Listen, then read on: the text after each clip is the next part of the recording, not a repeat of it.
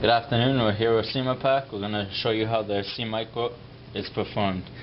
We have two types of trays today that we're going to show you, the 2227-1E and the 2171-1K. We're going to start with the 2171-1K. We have a frame for the 2171-1K. Very simple, you take your tray, put it inside, pull the film over the tray, pull down the lid, hold it. That's how we seal the 2171-1K. We also have the 2227-1E tray and frame.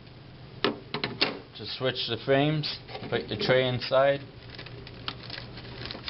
pull the film back, push down the lid. You have a sealed 2227-1E. Thank you.